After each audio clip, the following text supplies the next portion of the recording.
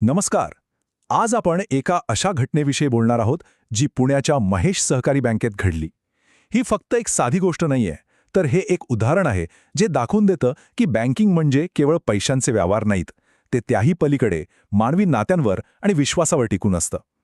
खरं सांगायचं तर ही कथा ऐकल्यावर ग्राहक सेवेकडे बघण्याचा आपला दृष्टिकोनच बदलून जाईल. हे शब्द आहेत एका मुलाचे, जो आपल्या म्हाताऱ्या वडिलांना घेऊन बँक मॅनेजरच्या केबिनमध्ये उभा आहे. त्याच्या आवाजात एक प्रकारची घाई आहे, एक अधिकार आहे, आणि याच एका वाक्याने एका अशा नाट्याची सुरुवात होते जे आपल्याला बँकिंगच्या पलीकडच्या अनेक प्रश्नांवर विचार करायला भाग पाडतं. आणि ही आहे ती रक्कम ज्यावरून सगळा वाद सुरू झाला. 28 लाख रुपये. विचार करा, ही रक्कम म्हणजे कोणाची तरी आयुष्यभराची पुंजी होती जी एका क्षणात काढून घेतली जात होती. पण का? या व्यवहारामागे नेमकं काय दडलं होतं? चला थोडं खोलात जाऊन पाहूया. तर या कथेच्या पहिल्या भागाकडे वळूया, जिथे बँक आणि त्या कुटुंबातला संघर्ष सुरू झाला त्या एका तणावपूर्ण व्यवहारापासून. मॅनेजरच्या केबिनमधला ते दृश्य जरा डोळ्यासमोर आणा. एकीकडे पैशांसाठी अधीर झालेला, थोडासा उद्धटपणे बोलणारा मुलगा, दुसरीकडे त्याचे वडील एकदम शांत, कदाचित थोडे गोंधळलेले. आणि या दोघांच्या मध्ये बसले होते बँक अधिकारी श्रीकांत जाधव. ते फक्त हा व्यवहार पाहत नव्हते, तर त्यामागच्या भावना आणि हेतू समजून घेण्याचा प्रयत्न करत होते. आणि त्यांना कुठेतरी जाणवत होतं की काहीतरी चुकतंय. जेव्हा जाधव साहेबांनी थोडंसं विचारलं की एवढे पैसे का काढताय, तेव्हा मुलाकडून हे असं पटकन उत्तर आलं. त्याच्यासाठी हा एक साधा व्यवहार होता, जणू काही तो बँकेवर उपकारच करत होता. पण जाधव साहेबांसाठी ही त्यांच्या कर्तव्याची आणि त्यांच्या मूल्यांची एक परीक्षा होती. आणि इथेच याच क्षणी या कथेला एक जबरदस्त वळण मिळतं. बँक मॅनेजर श्रीकांत जाधव यांनी ठरवलं की ते आता फक्त एक अधिकारी म्हणून गप्प बसणार नाहीत. त्यांनी या प्रकरणात लक्ष घालण्याचा निर्णय घेतला, आणि याच निर्णयाने सगळं काही बदललं. जाधव साहेबांचे हे शब्द म्हणजे त्या मुलाच्या अरेरावीला दिलेलं थेट उत्तर होतं. त्यांनी एकदम स्पष्ट केलं की या पैशांवर हक्क मुलाचा नाही, तर आयुष्यभर कष्ट करून ते जमवणाऱ्या त्याच्या वडिलांचा आहे.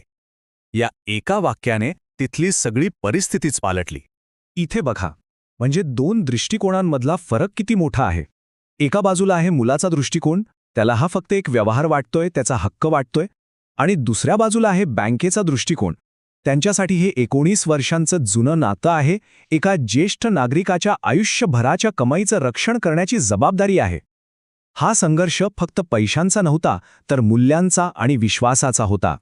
आता आपण कथेच्या अशा टप्प्यावर आलो आहोत जिथे मॅनेजर फक्त पैशांबद्दल बोलत नाहीत, तर ते त्या कुटुंबाचे एक असं सत्य समोर आणतात जे ऐकून तो मुलगा पूर्णपणे गप्प होतो.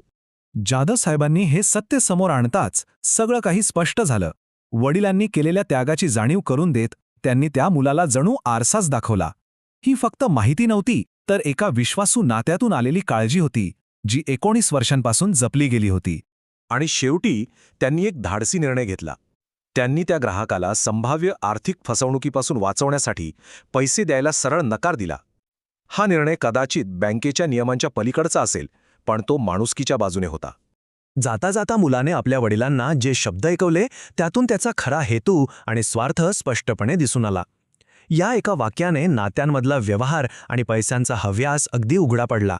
पण मग प्रश्न असा येतो की जाधव साहेबांनी हे सगळं स्वतःच्या जबाबदारीवर केलं का, की यामागे बँकेचं काही धोरण होतं? तर हो, यामागे एक व्यापक विचार आणि एक धोरण आहे. चला आता त्याबद्दलच जाणून घेऊया. हे फक्त जाधव साहेबांचे विचार नव्हते, तर हे बँकेचं अधिकृत धोरण आहे. याचं नाव आहे विश्वास आणि कौटुंबिक जिव्हाळा.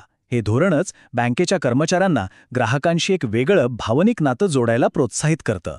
या धोरणाची ही काही मुख्य तत्त्व आहेत.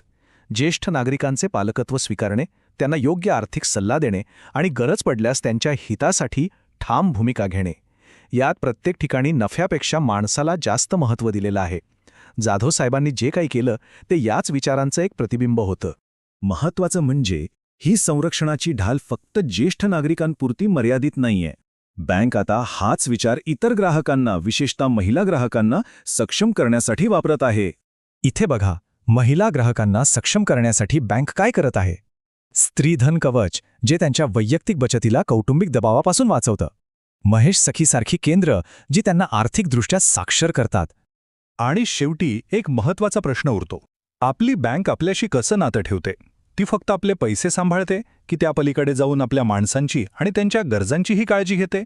ती फक्त एक आर्थिक संस्था आहे की कठीण काळात आपल्या पाठीशी उभा राहणारा एक विश्वासू मित्र, यावर विचार करायलाच हवा.